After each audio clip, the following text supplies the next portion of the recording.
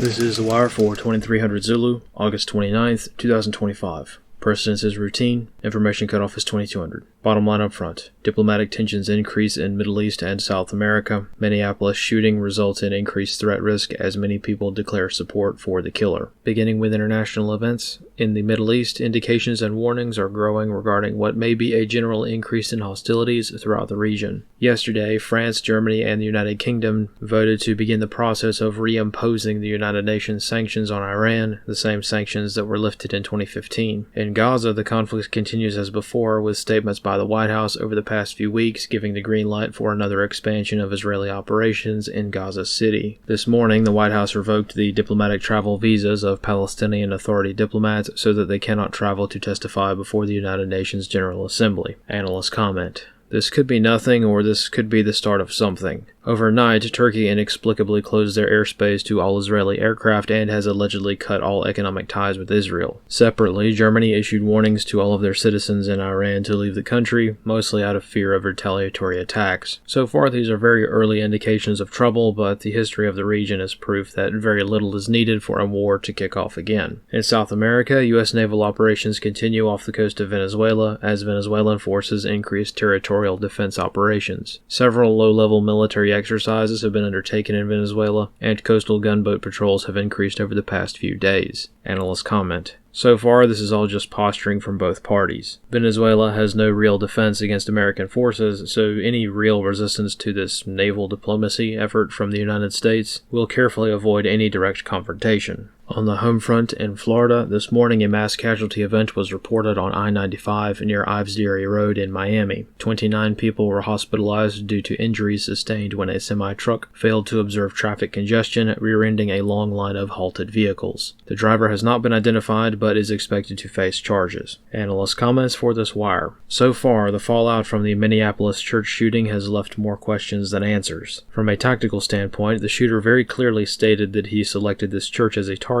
due to the staff being unarmed and thus unlikely to fight back. The killer also had drawn very crude sector sketches of the church interior, mapping out the entry and exit points in the nave. The killer also made statements of specifically avoiding behavioral actions that might tip off authorities that he was planning this attack, indicating that this had been in the works for some time. Similarly, online rhetoric has been exceptionally severe following this attack, with hundreds if not thousands of accounts online supporting the killer. There is even one company selling t-shirts with the killer's face, declaring support for his actions. One Massachusetts man posted a video online encouraging further attacks on Christian institutions, and many others have also declared the intent to carry out other attacks, though without providing specific and actionable details. In short, the online atmosphere among the usual suspect platforms, Reddit, Discord, etc., has indicated that the threat of copycat attacks is higher than usual. It's hard to say how serious most of these threats are. However, the sheer number of people who have expressed support for this attack should not be ignored and should be taken seriously out of an abundance of caution. This concludes The Wire for 2300 Zulu, August 29th, 2025.